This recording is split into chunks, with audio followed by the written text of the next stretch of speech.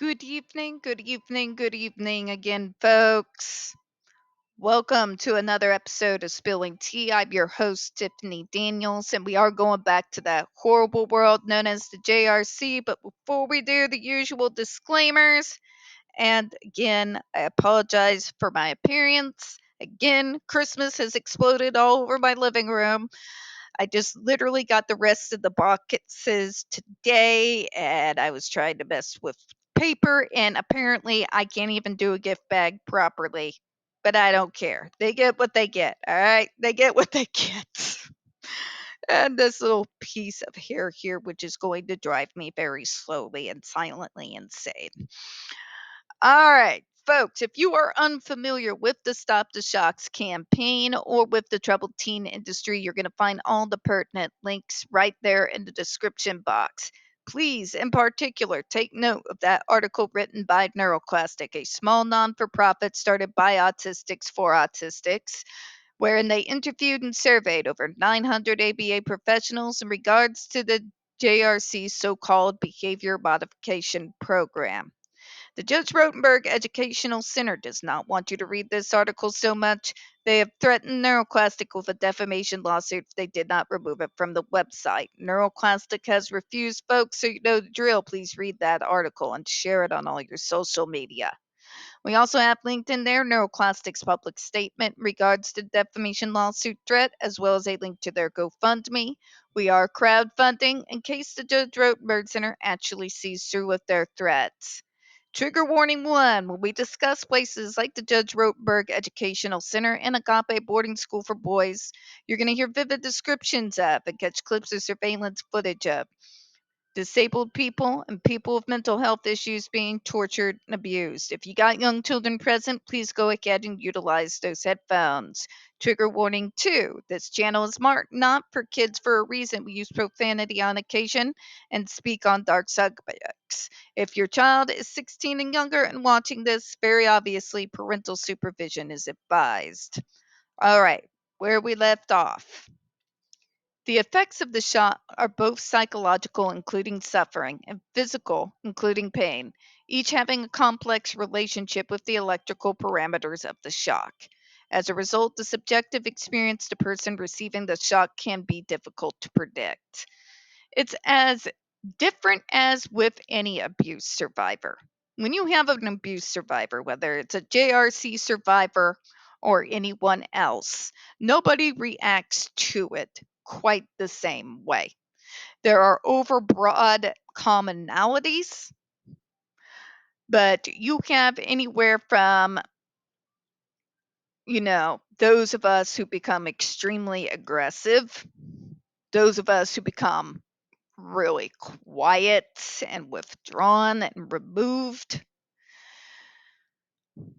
It's as different of a reaction as the individual survivor, right? So that should pretty much go without saying here. Physical reactions roughly correlate with the peak current of the shock delivered by the ESD.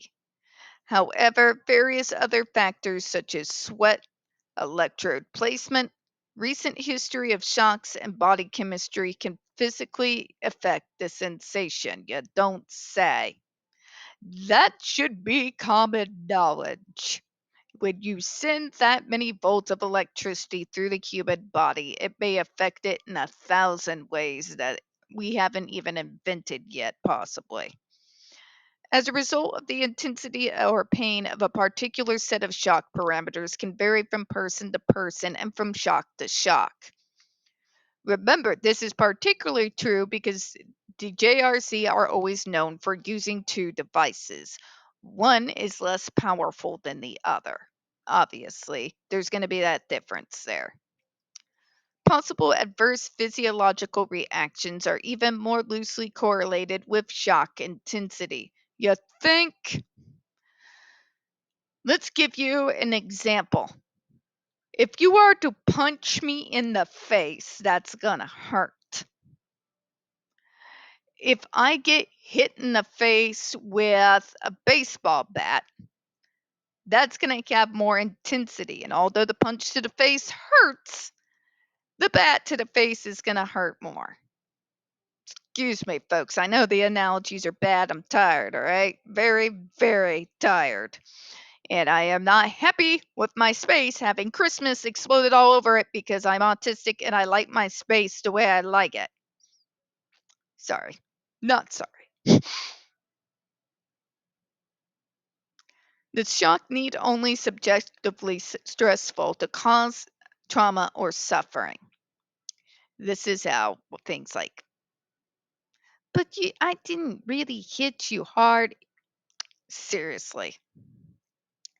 The shock need only trauma becomes more likely, for example, when the recipient does not have control over the shock or has developed a fear of future shocks, neither of which is an electrical parameter of the shock. Gee, you think? Give them the Einstein Award. The more tired I get, the more sarcastic I get, and the worse my analogies are. And don't get me started on how weird my humor gets. All right. You are going to have a stress response to being strapped up to a device against your will with a separate person who is not you having their hands on the controller. Okay? If you hear screaming next to you and you feel like you might be next, that is going to provoke a response. It's very similar with survivors who, if they have survived abuse, and I've gone through it, where if there's a sudden loud noise, even though you're not getting hit, you jump about 5 feet in the air. Hi, how you doing? Guilty. I heard loud noises and banging from my neighbors, and my whole entire body tenses up and I'm on edge. Immediately. It's an immediate bodily response. Okay?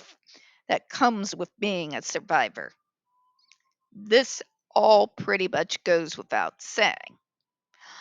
Again, even though they're getting more specific and they are talking about the types of things that this device causes because they aren't not naming it.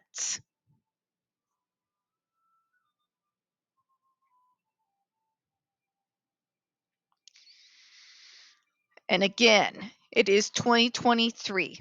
This could have been remedied in 2021 by resubmitting the ban by making sure that the specific device in question was named.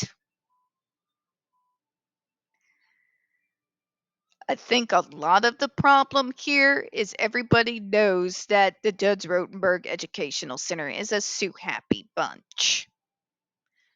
And I'm wondering if there was a little bit of fear there, considering how much power the Judge Rotenberg Center has shown that they wield and hold in their greedy, evil little hands.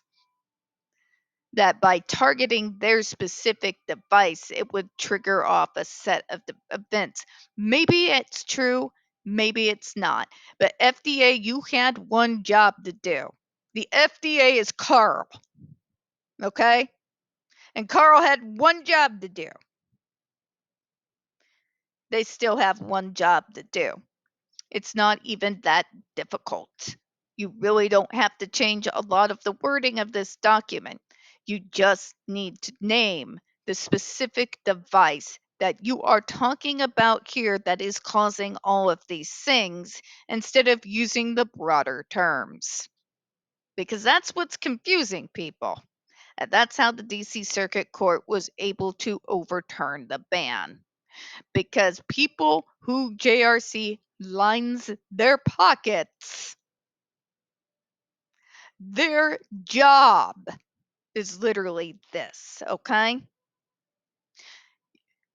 If you're even a part of a powerful entity like the FDA, you got to know who it is that you're dealing with, okay? And we're going to go ahead and close on that, folks. We don't get very many views on this channel. The few that we do get do tend to get removed from time to time. So please, folks, don't forget to hit that like button, hit subscribe, and don't forget to hit those comments. I do appreciate your time. As always, we folks at Spilling Tea hope you have a good one. I'll see you in a few minutes. Bye bye, everyone.